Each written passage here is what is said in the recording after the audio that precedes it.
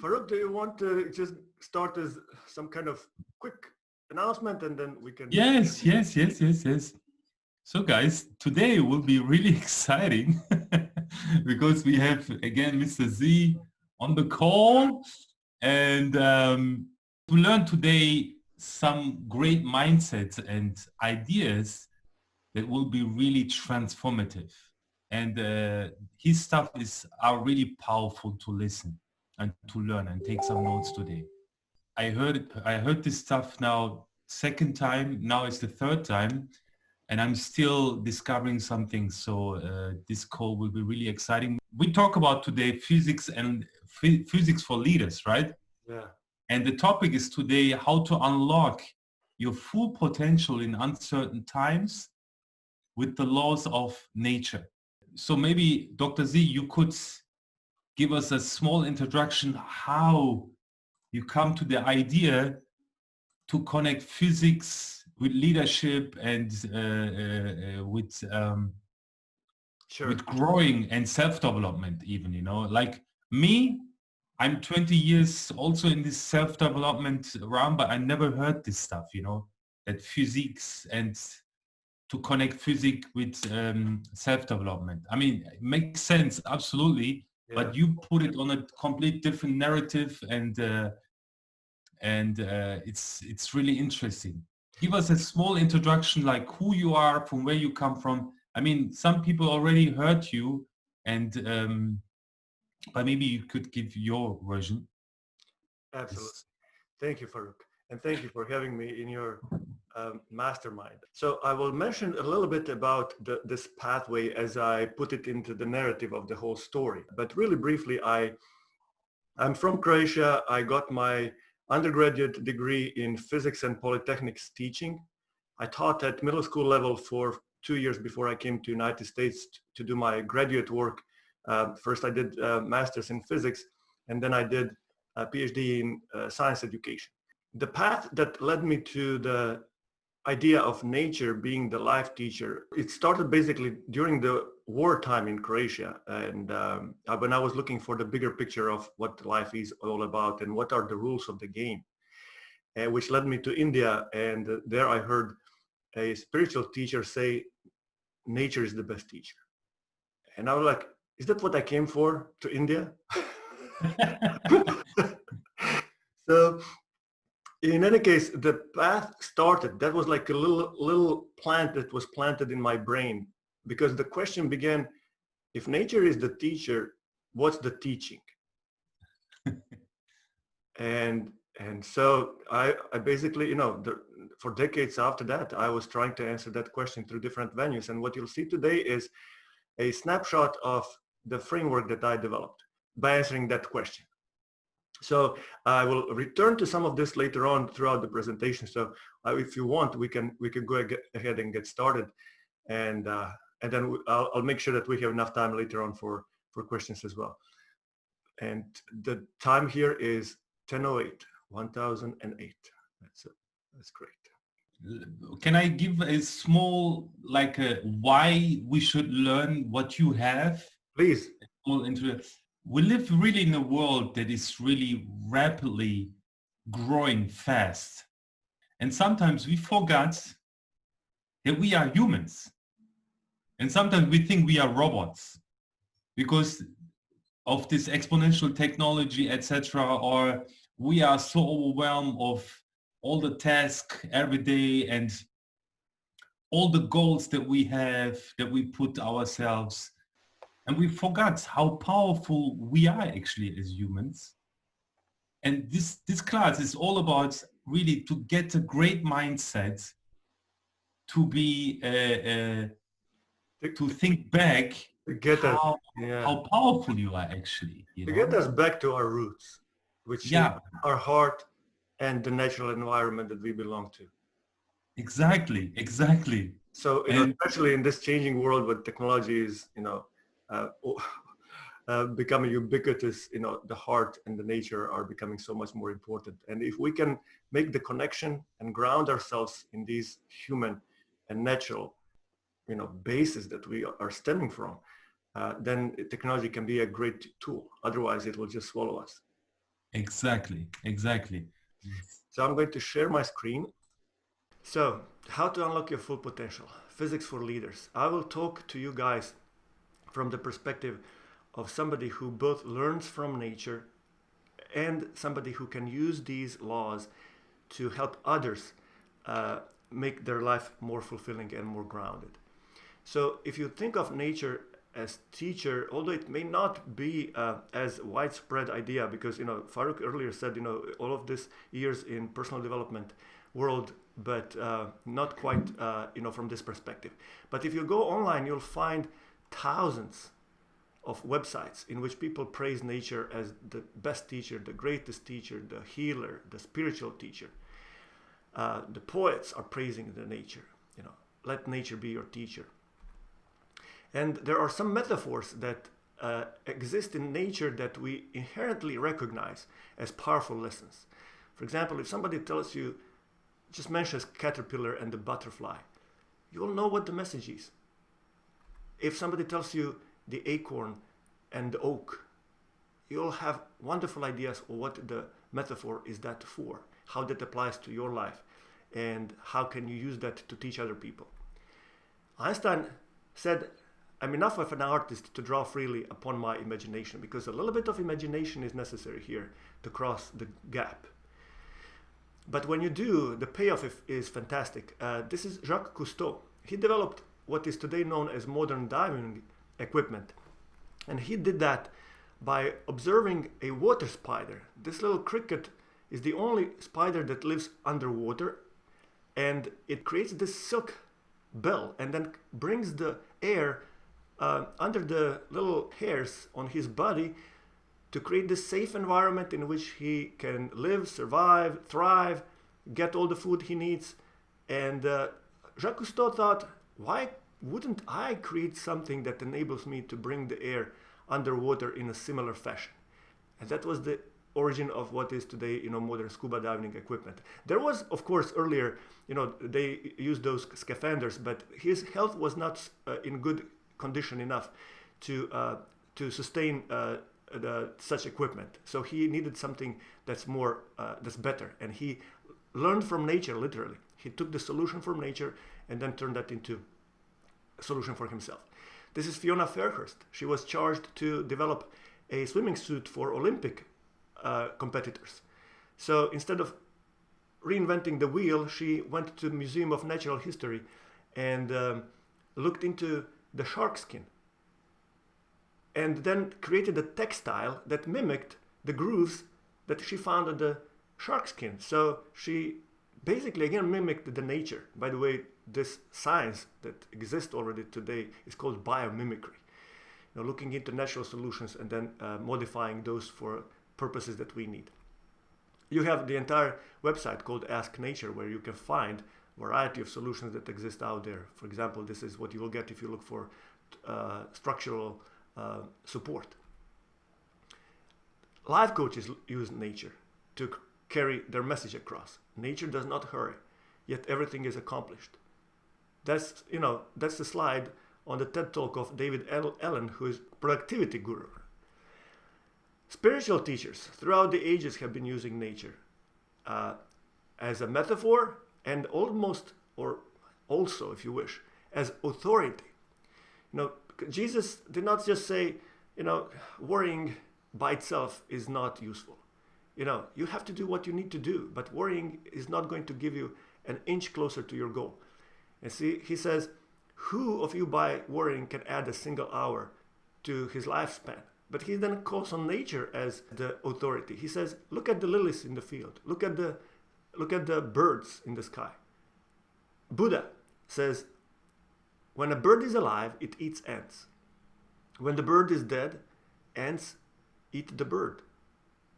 What he wants to say by that is that time and circumstances can change, so don't devalue or hurt anyone in life. But again, he's calling on nature as both metaphor and authority to show that that's so.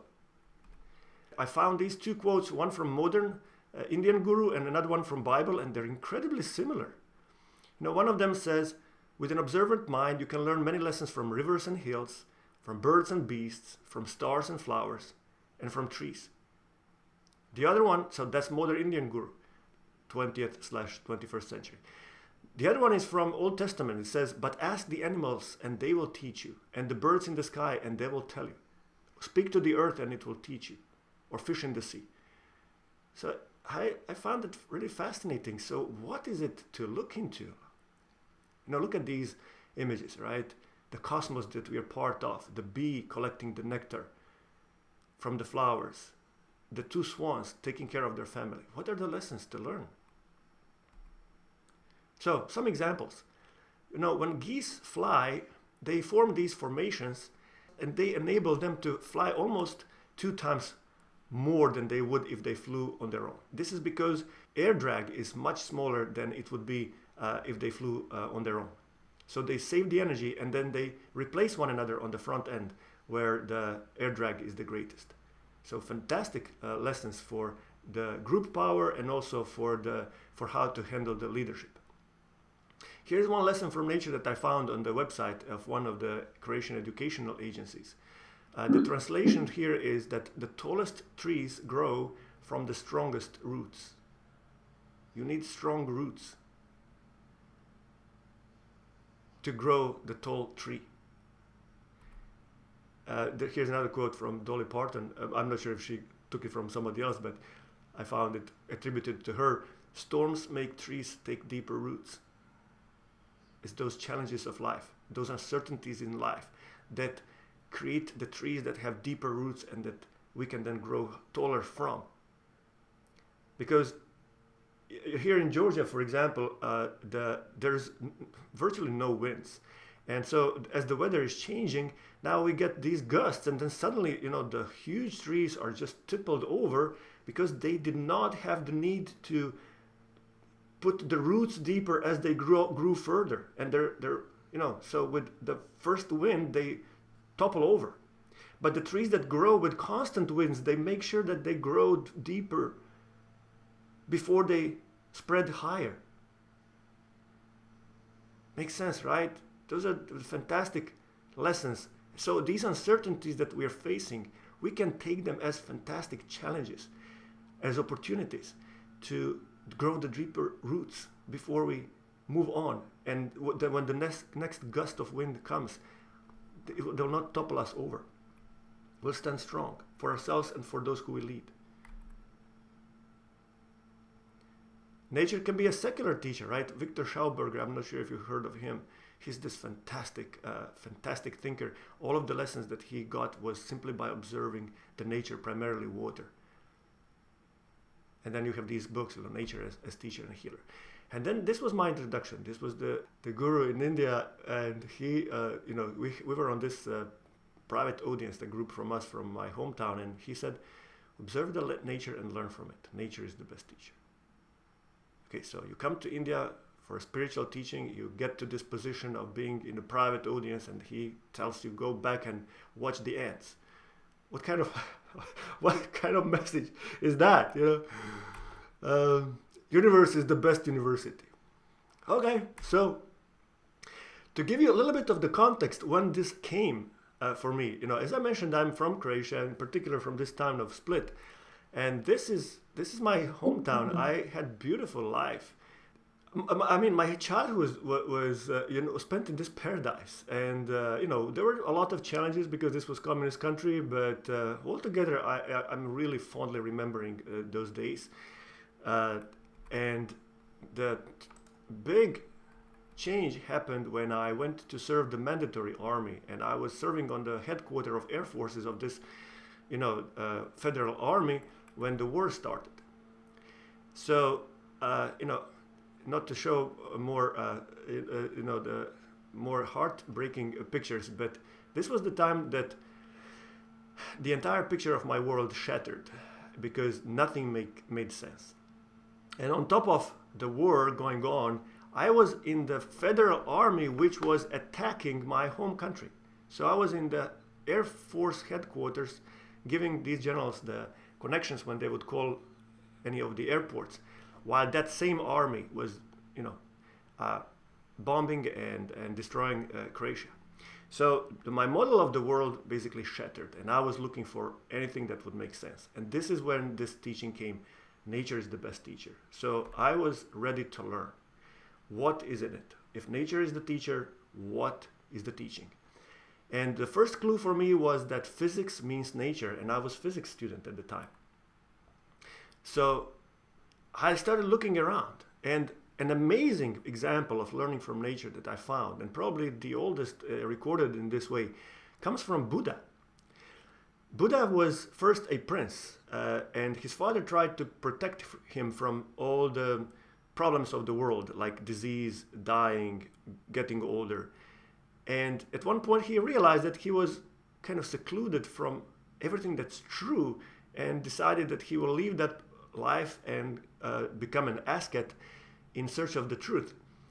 But then, starving almost, barely eating anything for days and months, he was one day meditating by the river, and a teacher told his student, if you tighten the string too much, it will snap. And if you don't tighten it enough, it will not produce the sound. And overhearing this, Buddha basically got the lesson that's attributed to his enlightenment, because he realized it's not either of the extremes of the life that he was conducting by that point. It's the middle way. That's the Buddhist middle way. That's where it's coming from. It's basically the lesson of physics, in particular lesson of in structural tension. But for how many thousands and millions of students took that lesson? Everybody in the world understands, that you have to tighten the string to produce the sound, and if you tighten too much, it will snap. But it was for Buddha that it led to enlightenment, because you can take these lessons on a surface level and just kind of skim across and never get anything from them, or you can take them as a precious little nugget and see what it means for you, for the world, for the meaning of life, and they can literally take you to, well, in this case, enlightenment. So what are the other kind of nuggets of this type? Robert Fritz wrote this book, Path of Least Resistance, in which he draws the parallels from electric current circuitry to how the life functions. And I have the entire section of my framework dedicated to that.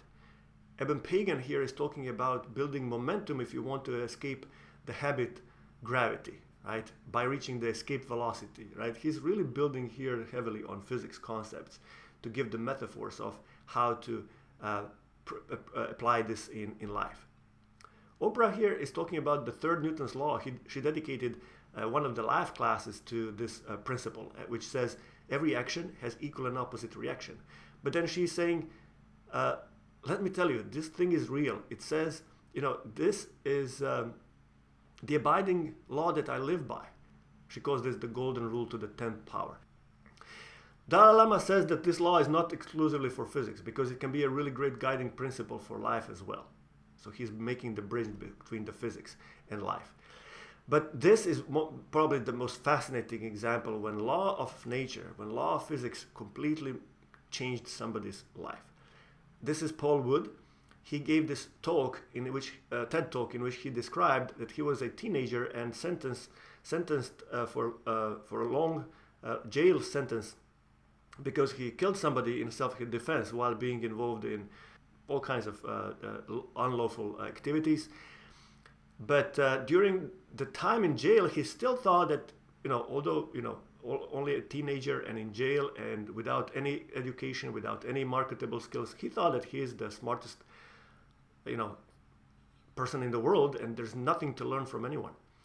He was approached by a safecracker at one point, and the safecracker asked him, if I drop the heavy ashtray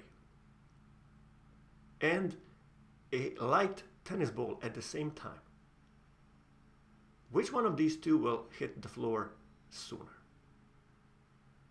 So the poll says, I could not believe the stupidity of this question. Of course the heavy ashtray is going to hit first. I mean, if you take the heavy ashtray, you feel that the gravity is pulling so much more down on it than the gravity pulls on the light tennis ball. So of course.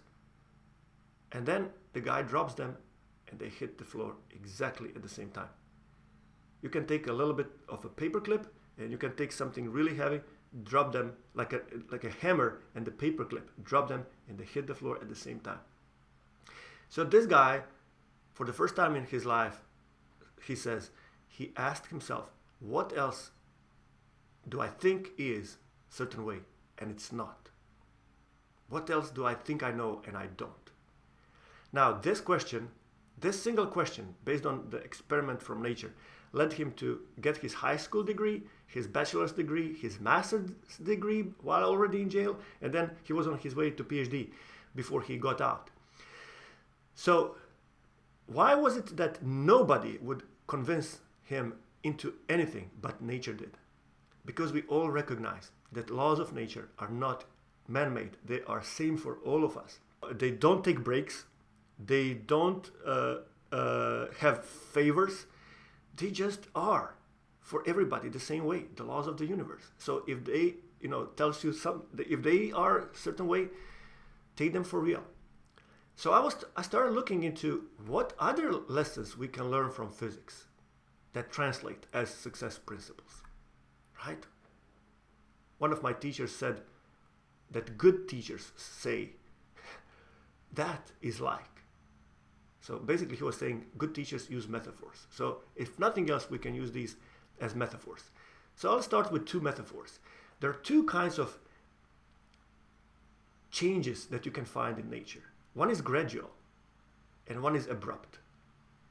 Everybody says, everything in nature is cyclical.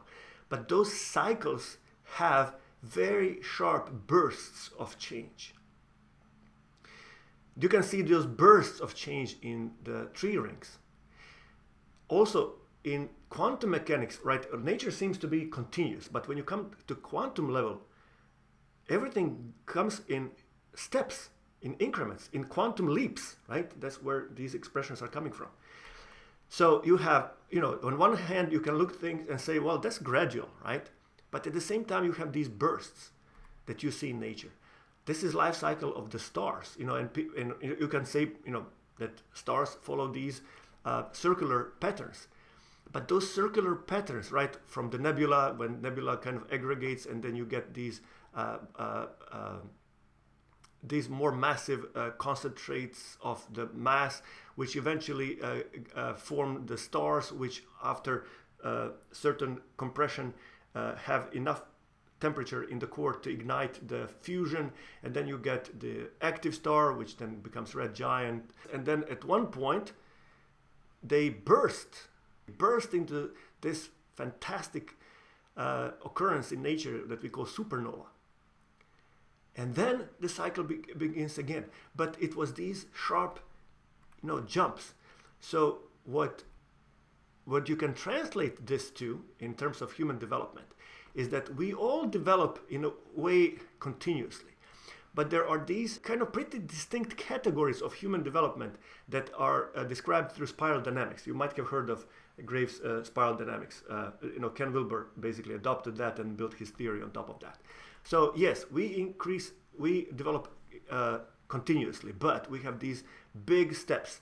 And the reason I'm saying this is that nature can be a powerful catalyst to make the shift, to make the supernova, to make the burst that you see in summer with the tree, to make the quantum leap, to jump from one state to another.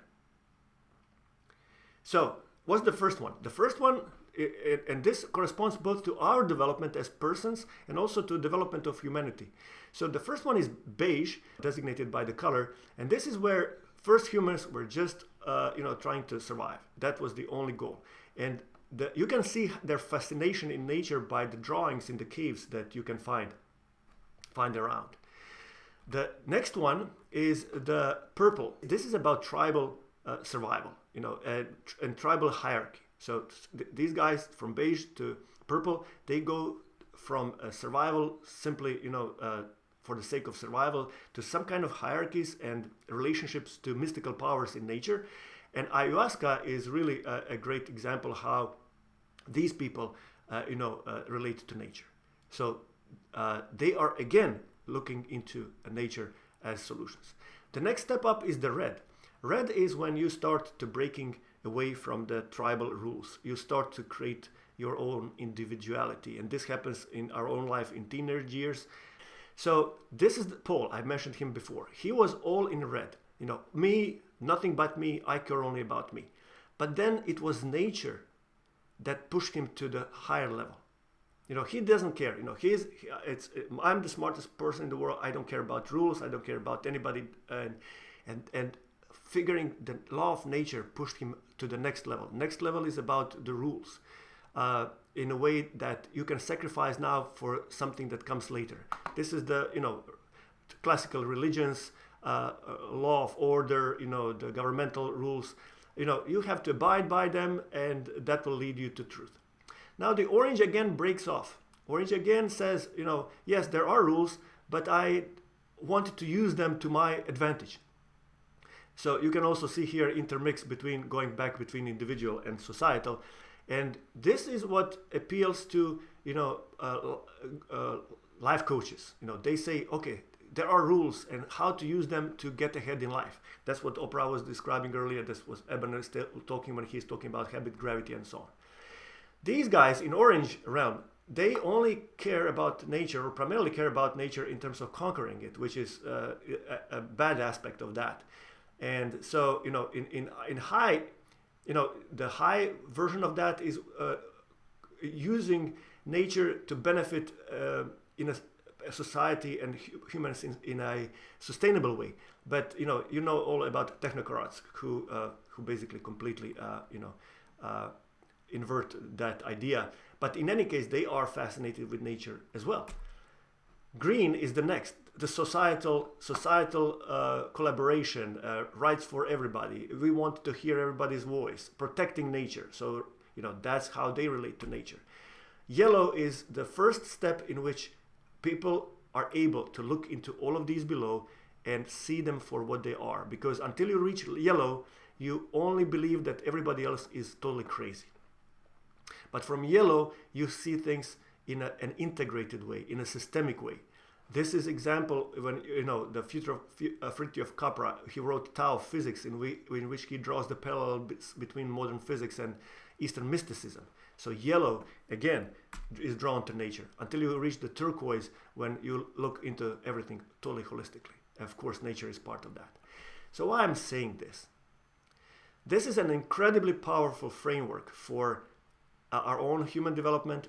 It's incredibly powerful framework for coaching. Actually, the best way I learned this was from Tony Robbins. And it's also an incredible way to understand the human development in terms of historical development. Now, nature is one common thing that I know that everybody is fascinated by, that everybody in all of these categories respects and understands as something that's inherently valid, true, and worth of respect. Now, sometimes that can, of course, become inverted in a way, but nevertheless, even if for people who fear nature, they respect it. And this is why I was talking earlier about continuous development and then quantum leaps.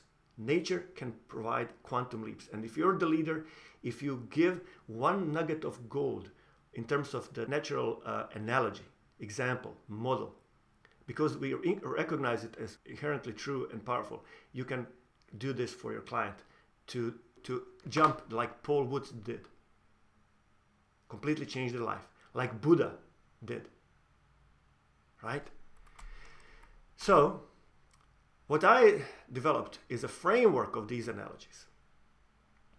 And in this framework, you have 12 big pieces that cover several laws of physics each. And I grouped that into 4 big categories: be it, feel it, see it, and do it. All of them are nested within the context of the hero's journey. And today I will not have a lot of time to explain how, but the underlying principle of the hero's journey are these 5 steps. Results, which is your current position and position that you want to be at, right? So these are results: past, current, future. They stem from if you want to change that results, you have to change your identity. If you want to change identity, you have to change emotions. If you want to change emotions, you have to change thoughts. If you want to change thoughts, you have to change your actions, and that will change your results. You can flip it around and you can say also, if you change your identity, that will change your emotions. If you change your emotions, that will change your thoughts. If you change your thoughts, that will create different actions and they will lead to different results. That's the underlying principle below the hero's journey. Because here in the call of adventure, when the guide is needed, that's the call to change the identity. Then you get into these trials. Trials are primarily your emotional, how you handle them, right? That's the inner battle, inner cave, facing the fear, allies and enemies. The shift happens when you take ownership of what happens in your life, and then you start thinking through how can you make life different. That's the treasure. That's the treasure, conquering your fear, owning your life, and with that you can start creating new world, new paradigm, and with that you can return to the same things that you were doing before, but with new perspective, with elixir, and you then master both worlds, and you get the results. You're still you, but a completely different level. That's the underlying principle of the hero journey, and look what you have here. Be it, identity, feel it, emotions, see it, thoughts, and do it, actions. So that's the framework within the hero journey, and then all of that has parallel in physics. So what I'll do today, I will give you a few examples, and the first one is related to frequency. Again, this is the entire course, but let me give you some examples. I'll start with frequency. So when your heart is beating, that creates electromagnetic waves around yourself. Why is that so? Simple physics principle. If you have an electric charge, if the charge is just, let's say, sitting on a place, that creates electric field. But when it starts moving, that creates combination of electric and magnetic field. So how does your heart beat? Your heart beats so that the current passes through the muscle, and that contracts the muscle. And that is the heart pumping, right? Pushing the blood out. The muscle relaxes and then contracts again. That's governed by electric current. Electric current creates electromagnetic field flowing this way. This magnetic field can be easily measured, and it looks like a donut shape structure around your body. Our eyes do not see this, but this is easily measurable with our devices that we have today. It turns out that heart is generating about 5,000 times greater field than the brain does. So if you then look into the variability of the heart pulses, one thing that you will notice that every next pulse is slightly different than the previous one, even at the same rate. Why is this so? Because the heart is ready to change depending on the situation. If you suddenly get excited or angry or fearful or relaxed, heart mimics that. Your mood changes, reflect on your heart in a heartbeat. It's really cool to say that. So your heartbeat is very susceptible to your mood changes, and if you look into how the heart beats from one to another, look when you're frustrated or when you're appreciative, that's a completely different picture. By the way, the frustration that you see here, these are not heartbeats. These are the indicators of how similar your heartbeat is from one beat to another. That looks much like noise in the sound wave. And appreciation, when these heartbeats harmoniously change from one mode to another, that's more like music. Quite incredible, right? So here's the question. If this is what we produce with different feelings and different states, and if that generates electromagnetic waves, then look into the next physics principle, which is reflection. Waves reflect. So, do you want this to reflect back to you? Or it will be better to have that reflect back? Another physics principle here is interference. Interference is the phenomena that two waves, when they come together, they add up. And this can happen in a constructive way, when two of them reinforce one another, or in destructive way, when they cancel one another. We feel each other's fields. Now, evolution gave us the tools to feel these fields, although we don't see them with our eyes. Dismissing this because this particular detector of our eyes is not detecting it well, everything else does, would be ridiculous. And you know, if somebody is nervous, if they're happy, everything is telling you, giving off the clues. Of course, there's a visual clues and auditory clues, but we also, when you step into the room, you know the energy, right? You know the energy. So that's the next physical principle, interference. Of course, so how to translate this into living? If you step into somebody else's field, be cognizant or mindful that you're interfering with that field. You can either harmonize that field or mess it up. And of course, people will not react to you is the same way if, depending on what your field is. So that's interference. And then you finally have concept of resonance. Resonance tells you that if you have two sources of vibration that are at the same frequency, the energy between them will transfer most effectively. So when you have two radio stations, if you tune them to if you have the radio receiver tuned to the radio station, you will catch just that radio station and not any other, because your frequency is tuned to that frequency. Same thing happens with sound waves. If you have tuning forks, if you hit one of them and you have another one at the same frequency sitting nearby, the other one will start vibrating. But if the other one is at a different frequency, nothing happens. It just doesn't care. So when the frequency match, you have the maximum transfer of energy. How does that translate to this? Well, underneath all of these are certain frequencies.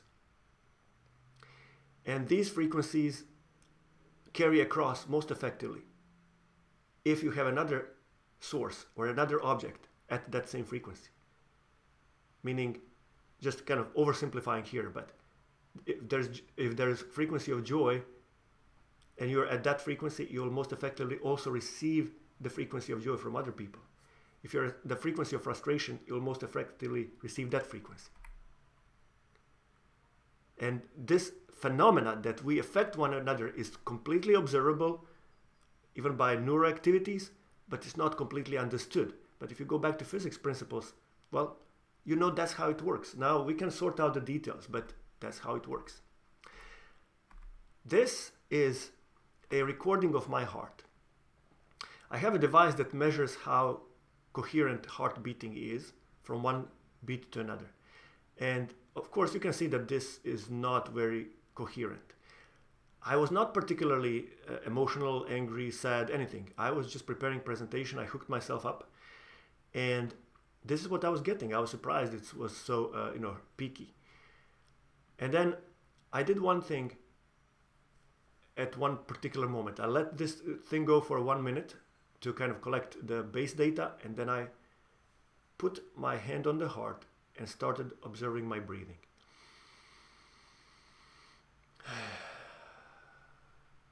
Just observing my breathing.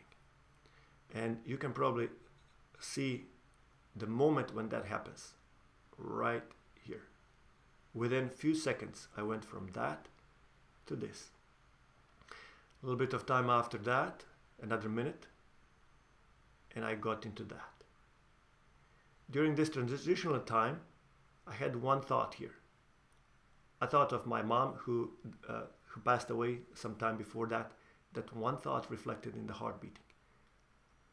And I went back to breathing, and I got here. So this whole thing lasted for 3 minutes. And you can see the difference. Original, starting, right away change, and then 1 minute later this. So now we all know that the breathing is helping to calm us down, and all of that. But when you see things like this, when you connect that to physics, it just has an impact that you cannot forget. I think of this every time I get upset, hand on the heart, I know it works, and I'm in a different state. if somebody tells you you should be calm, you should be good, you should love people, that frequently doesn't work. That frequently doesn't work. But I know this is a completely different game. In any case, principles of success. Use the law of attraction, as they call it. I would call it use the law of resonance, right? Now, let me show you one example that I did not share last time. Energy states. This is really cool, and it kind of feeds into what I was talking earlier. When you have an electron in the atom, this electron quantum mechanically is not located at a particular position. All that we can describe about this electron is likelihood or probability of where it would be found if you look for it. Try to follow that. So only you can say what is the probability where you will find that electron if you look for it. You can never know that when you look for it, it's going to be here or there. But if you look for it 1,000 times, in these bright areas, it will show up much more frequently. In dark areas, it will never show up. Completely dark areas. So you have this gradient of the colors showing how likely it is.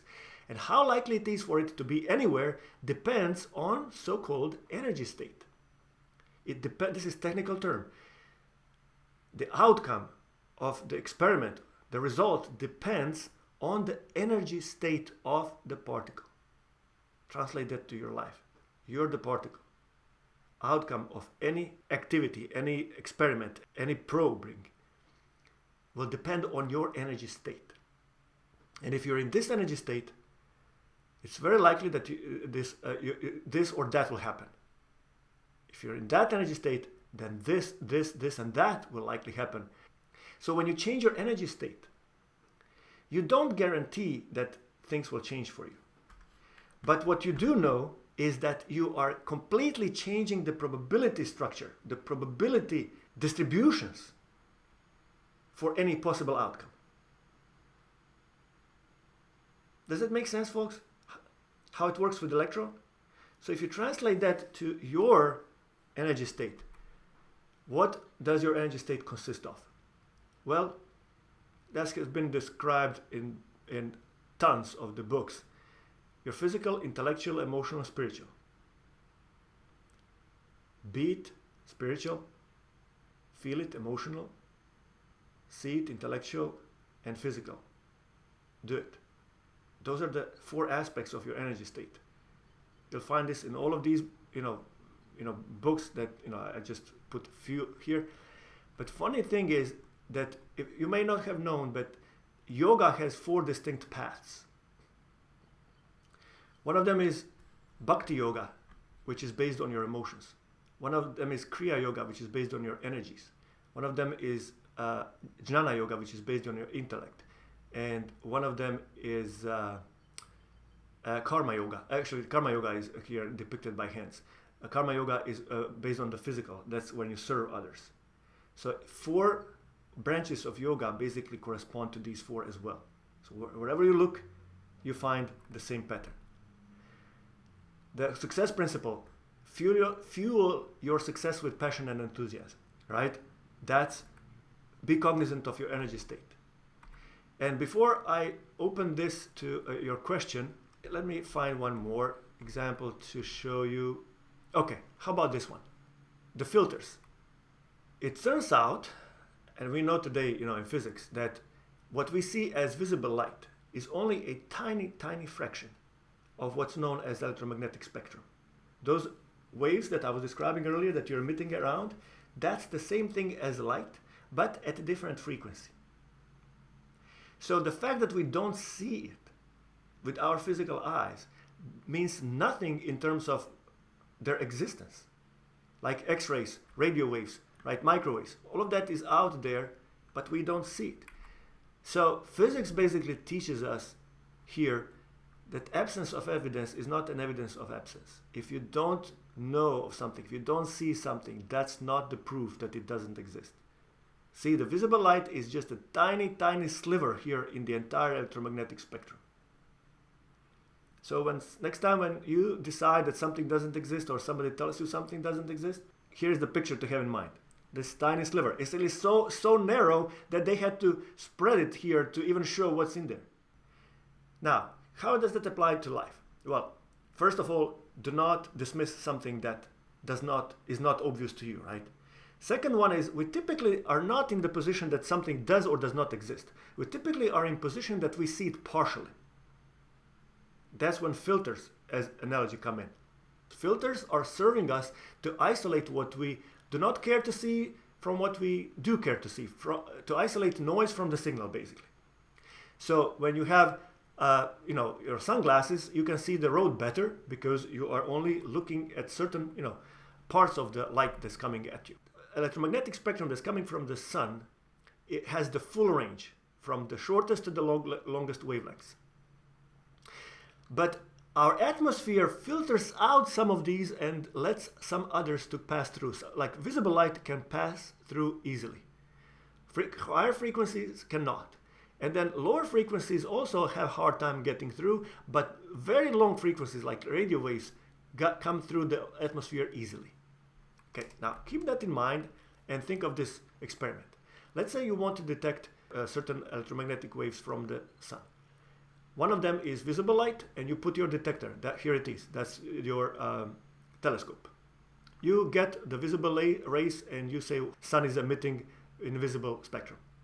You put the radio wave detector, and you get it. And you say, hey, there are all these things coming from the sun, so sun is emitting them. But if you put your X-ray detector here on the ground and you point it to the sun, you're not going to get anything. Does that mean that sun is not emitting an X-ray spectrum? It does not mean it does not emit. What it means is that atmosphere is blocking that part. If you don't know that, you will proclaim that there are no X-rays coming from the sun. If you do know that, you'll put your X-ray detector higher in the atmosphere on the satellite and you're going to get them just fine. This literally shows that what you see or don't see depends on your, catch the word, perspective. You change your perspective and you see things completely differently. And they're just as true as they were before. So, which one is it? Depends on your perspective. This is an interesting picture. You could say this is true, right? There's blue light with a round shadow on the wall. Somebody else may come in and say, well, no, it's actually orange light with square shadow on the wall. Which one is right? Well, somebody pulls back and says, actually, you're both right, and actually neither one of you is right. This is what's right. You have this object hanging in the air, and then there's light that's falling on it. And then somebody can say, actually, even that is not full truth. What's full truth is not even in the picture. It's the light sources that are back here, that are shining the light, and are not even visible here. So sometimes to get to the deepest truth, you have to pull back and infer from what's visible to invisible. That's actually one of the Hermetic principles. That this material world is analogous to spiritual world, and from the operations of the physical world we can infer the rules of the spiritual world. Here's a quote from Gospel of Thomas, which is one of the apocryphal Gospels. Jesus said, "Recognize what is in your sight, and that which is hidden from you will become plain to you. For there's nothing hidden which will not become manifest." Take this in a different direction. There's nothing hidden which will not become manifest. That also means that everything that's manifest is also in the hidden realm, which also means what we see as our life is manifestation of our hidden realm.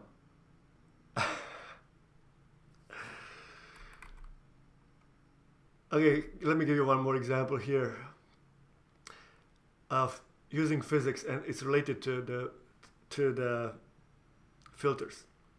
So this was the strategy that people used to jump over the pole on Olympic Games. And at one point, a guy who was not strong, not tall, described as clumsy, this guy comes in and he uses a physics principle. So what happens here is These people before were jumping so that the entire center of mass of the body was going over the pool. What he decided, he found a way that center of mass passes below while he's just, swirling over. And this way, he did not have to have as much strength to jump as these guys did, because they had to, push themselves much harder because the center of mass had to go over. So, talking about filters, he decided there's another way to do things.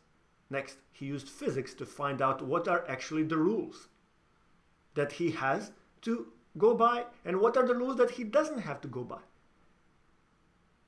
And then he invented this thing, and after that he won the Olympic gold, and after that this became the standard in jumping. So breaking the rules is quite difficult, in many ways problematic, and actually changes the game. You're not anymore in the same game. If you decide that chess is, you invent different rules, that's not chess anymore. So it's not fun. But bending the rules is easy. It's seen as smart. The game goes on and you win. The catch is to use the rules to your advantage, and to bend them, you have to know the rules. And what are the rules? Outside of physics and the rule of law, all other rules are illusions that we've chosen to believe. Smash the ones that no longer serve you. Vishen, he introduced the term rules for bullshit rules. And that's what I would like to stop and ask your questions. Dr. Z, it was amazing. And this led me think to, because we are sometimes so limited and we don't go more far than the rules actually give you, Yeah. And this is a nice metaphor. When I reflect to this Roger Bennison, I know him, I heard about him 10 years ago. Yeah. Now I see this thing more in a deeper way, in a deeper information, and let me really think, and it's all about just to have unlimited beliefs, actually, to push through sometimes to things and with a higher perspective, for higher exactly. beliefs. I mentioned both bending the rules and using the rules, because gravity is the same rule. You're not going to get rid of the gravity, no matter what you believe, right? You can believe what you want. You jump from above and you go down. Well, now you can bend the rules. You can create something to fly with. You can but you can use the rules. Gravity is the same for somebody who breaks their leg and for somebody who dances. Yes. You can dance. If it wasn't for the gravity, you would not be able to dance. Yes. But gravity can also break your leg if you do something stupid. So you can use the rules, not just bend. Of course, there's no. And in the game that we are in, which is this universe game, yes, breaking the rules is a little bit is problematic in a variety of ways. But there's no need to do that, as you say, right? Exactly. And this presentation gives me also a mindset. Kind of, sometimes when you say, okay, you have to lose kilo, now you have to go run and do diet or something like this, Mm-hmm. And this presentation is perfect or opposite. You just have to listen and you just kind of free up energy, I was listening to Tony Robbins' intervention recently, in which one guy was gaining weight and losing weight and gaining weight and losing weight. So, to make the story short, this guy did not see himself as fat, so he would lose weight. But he wanted internally badly that people accept him, no matter how he looks like. So when you have these conflicting beliefs structures, they clash. And then he's gaining weight and then losing weight, gaining weight, losing weight. So it's not a problem to lose weight. But there is a reason why he gained it in the first place. And so what are the physics metaphors? First of all, if you have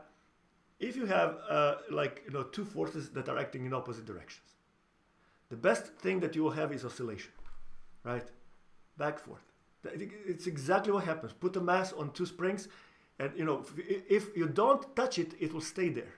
But if you push it one way, yeah, it will go a little bit and then come back and then oscillate.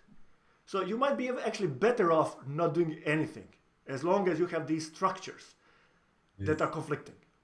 Because you'll just be in oscillation back and forth. Yes. Right. Linda, go ahead.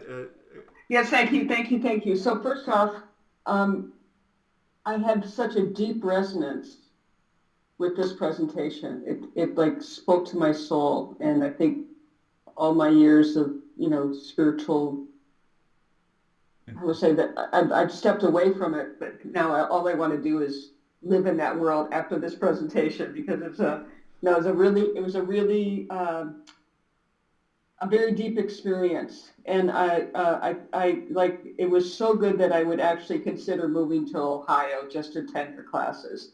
But anyway, I really loved it, and it really rang true on many levels. And in my spiritual experiences, as somebody who lived in the five senses and mostly in my head, I actually had the experience of different dimensions. And so I realized that what I was experiencing was not necessarily, it was just one reality, but there were many realities happening concurrently. Mm-hmm. And also when I experienced death, like I had a lot of death in my life at a certain point, and I was noticing, and this is just a little side thing, that I was noticing that I could experience incredible joy and incredible grief. Like they were just so close to each other. It wasn't like, they were like just like a sliver of time away that you could go from one state to the other. So this whole thing of this is your reality, that many things are all available to you, and many that you don't see. And so so this is gorgeous. And so what I would love to know, because I unfortunately have to jump off the call, I would love to know, how can I learn from you? What courses are you teaching? What do you, because I'm in. I will follow up and let you know. Okay. I will absolutely follow up and let you know. And I so appreciate what you're saying. And I'm just going to say, your reaction, I've seen with hundreds of people. Yeah. And I was wondering why in the world is that so? Because I've been presenting to high schoolers and seventh graders and professors and engineering students and non-science students and clerks. And it was only a few weeks ago when I saw this spiral dynamics, and I realized that every single category has their different reason to relate to nature from different perspective and for different purpose. And I was like, that's the answer. That's the answer why it resonates to so diverse. Yeah. It's gorgeous. And the other thing I just want to mention too, I love all the diversity in your resources. It's really beautiful. I would also encourage you to look at Native Americans. Oh my goodness.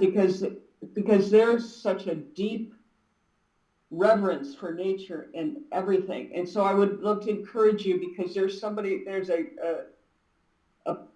a soulful group of people who really know the truth, who have been demonized by society. So when you're doing these beautiful teachings, bringing them into their examples, and that would be such a beautiful thing. I have a very deep personal stories about Native Americans. I'll share later, but that's a very, very deep and profound and joyful and painful story. So, but it's kind of interesting you're mentioning it. So yes, absolutely. So please include them in their examples of all these great quotes of people. I think there's such. I love that. Yeah, thank you. Love that, my dear. Well, I'll follow up and thank actually, you. I would love to hear more from you on how this can benefit you, because that will help me structure my course. So let's talk. Well, I'm in for any state of the course, because I think you're a really, really beautiful and clear communicator, and it's just, everything is just resonating as true. It's true. It's true. It's true. It's pure. There's a purity about it that is very powerful, it's just Thank you. awesome. Thank you so It's much. one of the best things I've seen in a really, really, really long time. Wow. Thank you so much. Thank you You're so welcome. much. Thank you, Farouk, for Zini. Thank you. It's love to see you and connect since I met you at the summit. But love to everybody. Thank you. See you Bye. later. I'll stay. I'll stay on the call. Take any other questions, folks. Yeah, Hi, I had a couple Marcia. things I wanted to mention. Hi, I come from a science background originally. I have a degree in biochemistry. Ah, And then I eventually studied yoga very deeply, and I'm a health professional. I'm an occupational therapist, and my life has been extremely varied. But at the heart of it, in all of my years of working with people, typically through health or disability or chronic illness, this idea of when people are open and receptive to change and how people respond to challenges that they face when they receive a diagnosis. That's always been so fascinating for me, and how we can access information and process it in different ways. So I really loved this today because of the way that, for some people, having this entryway to really have a clear visual picture that comes from a scientific background that can affirm what you feel, for example, with the energy fields. So, the fact that the EMF of the heart is so incredibly huge, so that you can, it affirms people's ability to trust themselves, yes. which I really like. And then it also made me think about Ayurveda, because this traditional science, health science from India, because I was taught in a coaching method teaching health habits from it. So Farouk, this goes to what you were saying about sometimes you think it's the thoughts that create tiredness, but the way that you framed this up today is that Ayurveda talks about these energetic cycles of nature every day. So I'm only coming on the call now because I slept in until 6:30.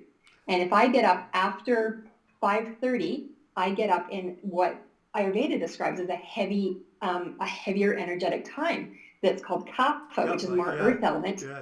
And then the recent Nobel Prize research, which intersects and is showing that their circadian rhythms are matching up to what the yogis, quote unquote, discovered in terms of these 3 energy cycles that repeat twice through the day. So these things that I kind of instinctively knew, it's like I'm waking up groggy every day. And if I look at this, and then if I feel like going in the science direction, I can look at it from this other perspective. So in yoga, we talk about Uttanata. You do a little bit of a quarter turn twist, and you look at something from a different perspective. So this was just so affirming for a much broader set of ways to look at that. So I really appreciate it. Oh, thank you so much. And actually, the cycles in nature are one of the most profound lessons to learn. I mean, because it's the different time. Noon is different time than midnight, morning and evening, right? So I love Ayurveda as well. But there are different things to do at those times, right? There's times to eat, there's time to meditate, there's time to sleep, there's time to be active, right? So all of it has its place. What a beautiful lesson right there from nature. And what you're saying is absolutely right. We have been societally, I guess, or culturally trained that science is the rational, right, smart, whichever way. So, and it is in many ways, but there's so much more to human experience and human knowledge than that. But what I'm in a way doing here is I'm using science doorway to get people who are only on one side of the wall, if you wish, to peek into the other side and hopefully step into the other side and take both. It's not either or, it's both and. Yeah. I see one of the biggest strengths of looking at things from many perspectives. I grew up in a family where my parents, we didn't really talk about anything. I had no religious background. I grew up in Canada in a very simple kind of setting. And so I didn't have language. I didn't have a religious language. I didn't really have a familial language. I had no cultural language. So I've had to acquire language after language that now helps me reflect more effectively with my experience. And what you outlined today does a beautiful job of giving many ways for people to have another layer of language that they can use to understand and explain themselves. The heart rate variability pictures. I'm like, yeah, heart math. I really do need to go buy a machine. Did that a long time ago when I was doing triathlons. That's like, oh yeah, right. Yeah, yeah, it's right here. I love it. Yeah, I love it. Yeah, exactly. But yeah, so the ability to have a different language, and I think sometimes we do need the visible to affirm. So I put on my diffuser with my essential oils today, so you can look at the science of the essential oils, but the visible ritual of practices of different forms can allow us, because I'm really interested in energy, how we architect our energy, and every single tool that we can use to make ourselves effective. So this is lovely, and I do look forward to connecting with you. You notice so many. Thank you so much. You notice so many beautiful layers. Like so well, so perfectly. You notice so many layers, and one of the last that you mentioned is language. Yeah, when you give people the language, you are really enabling a whole another set of possibilities, right? And if their language is already about frequency and resonance, right, and interference, you can just slide that language into this whole new realm of feelings, and suddenly it's the law of resonance rather than law of attraction or whatever. Hey, good enough, Yeah. So thank you. Really enjoyed this. Thank you so much. I've been developing this for quite a while, and I'm stepping into the world, and feedback in terms of how this can help you will help me gauge what I do. And I'm actually working frontline healthcare right now. So I haven't done that for 20 years, and I'm getting a hard dose of the reality of humans who, when we're all engaged in higher level coaching, training, etc., for me to be back in the trenches, back in this real world experience of the challenges that people face every day of conflict and difficulties managing themselves. It is, it's not just healthcare, but right now that just happens to be more primed, and it's intense. So this has many ways. So I'm curious. That's what I'm really thinking about right now. How to impact that world more effectively. Absolutely. So. Because this is quite grounded. This is quite grounded, and absolutely. Yes, absolutely. Gratitude. Thank you. Let me see if I can choose. Hello again. Thank you so much for today. Really enjoyed it again. It was good to. Thank you for coming again. It's good because it's so deep. It's good to go through some of the concepts again to get a sort of a deeper understanding. My question is, two questions I have. One is, can you just show us that slide again with the space and the star cycle? Absolutely. And how it relates to spiral dynamics? Because I really like that. Okay. And secondly, how do you think we can use principles in nature to kind of relates to Marcia's question, to help people, show them how they can boost their mood, their energy, and their state of sort of presence. The everyday person, like how can we give them a metaphor from physics in a simple way that helps them kind of empower themselves and and boost their mood, boost their energy, because they could say, oh, well, things in nature are fixed, so therefore, our mental state is fixed. So. Okay. So let's brainstorm here. Here is the menu, right? That's the big menu. It's kind of interesting because every one of these, as I look, I can give you a brief idea. Uncertainty. You can use the principles of uncertainty to show them how nothing in nature is deterministic. Things are all the time in fluctuations. Deterministic chaos is showing you that that you do need certain amount of chaos to function properly. Heart needs certain amount of chaotic behavior, otherwise it will not be able to adapt. Brain needs certain amount of chaos because otherwise it would be stuck in same patterns. It turns out that people who have these repetitive disorders, they have a lack of chaos in their brain. Creativity, chaos is the foundation for creativity. So you can drive these metaphors to tell them that nothing is written in stone, and also the smallest changes in so-called initial conditions can make huge effect down the line. That's called so-called butterfly effect, right?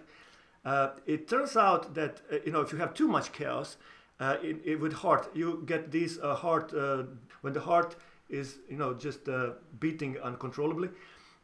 So, but scientists use the principles of deterministic chaos to put an only tiny signal at the right time, which then brings this to beautiful, beautiful heart beating. So, one metaphor for them. I'm just talking about uncertainty here. I do not even touch on everything else. Every single one of these can be used. But, okay, just uncertainty. If you want to use that one, you can tell them that only slight change in their life, only tiny change, only maybe making peace with their wife, only maybe, finding a way to have fun with their child can create can completely, change the entire system. If you want to use the field, you can use the models in which they can surround themselves with different people, which will create different forces on them. In this picture, they are the compass. But the compass is normally aligned north and south. But if you put different magnets around it, those magnets will determine which way it is aligned. So ask them to check out what is their ecology, what environment they're in, what people they associate with, whom they can associate they did not before, and whom they can drop away.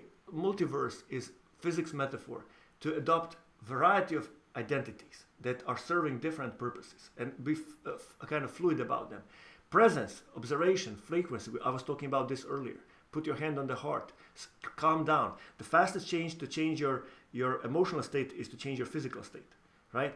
You can go to energy. I was describing this earlier. You can go into reaction, the third Newton's law. Own up. There is space between what happens and your reaction. There's a little tiny sliver of space. You can use that space to decide what you're going to do.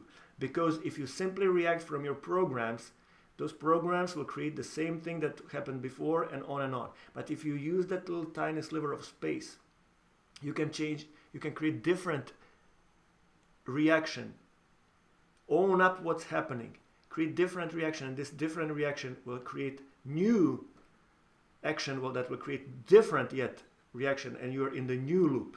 I really appreciate the answer. Thank you so much. Yes, Dr. Farouk. I'm sorry, Dr. Z. I just want to say thank you so very, very much. This was wonderful, absolutely wonderful. Anything to do with nature speaks to my heart, for one thing. I love being out in nature, but no, this is wonderful. Absolutely love it. It's amazing. Thanks so much. And I would love to review what you presented today, just to get a better understanding, probably with my headset on as well. Thank you so much. Blessings. Blessings to you back. I don't know that I have much to say. I just feel really privileged and grateful and just really happy. And I'm glad I watched it again, and I want to watch more. It feels like it's really good to me, and I'm hungry for more. And I feel really privileged to be able to witness you. So thank you very much. Oh my goodness, I cannot tell you how much I appreciate you. Thank you so much. Well, I'm into somatic therapy, so body-based therapy, the body as a gateway beautiful. to now and Beautiful. consciousness and freedom. And so when we look at the laws of nature, for me personally, someone who's striving to stay in her body, and be here and be alive, it just is, I used to be very spiritual, but I don't as much. It's too out of the body for me. So I'm just more here now. And so to me, this was very timely because I can just relate to it, and it's universal. And I'm more interested in things that are everyone's language, not just, I used to live in an ashram, or, there's a lot of different languages we use. And what I so loved about this was that I can talk to anybody about these things because we share this. And I actually watched that TED Talk after the first time I watched you with the guy with the ashtray and the bowl. And then I ordered that book, The Path of Least Resistance. And then the 4 of the books that you also had up, I rented from the library. So I was very inspired last time. And I think you have some really great, like, yeah, like I felt like you left a lot of like breadcrumbs that I could look into afterwards. And I always appreciate the breadcrumbs Cool. to So take it in deeper. And the spiral dynamics, really just the way you explained it. And the last time you used the example with your daughter, that example with your daughter and how that just, what it sunk it in deeper than anything I'd heard, because it's not my first time hearing about spiral dynamics, but when you said it that way, that time, it was just absolutely, I don't know, it was obvious. great. Thank you so much. I'm glad I fulfilled expectations again. That's what I'm happy. Yeah, I definitely want to follow you and see what you're up to, and I really look forward to like hearing more of like how you're putting it together. You know, it's a really cool cohesion you're creating from the worlds you've been in, and it gives it so much value because, you know, you've sensed into that spiritual and then to the scientific, and I just feel like, yeah, we really need like cohesion. So I Yes, appreciate it. yes. Oh, thank you so much, Karen. Thank you so much. Yeah, Thanks thank so you. much. Well, we'll follow up. I will make sure I don't let you down in future courses and whatever I do. Thank you. Yeah, thank you so much.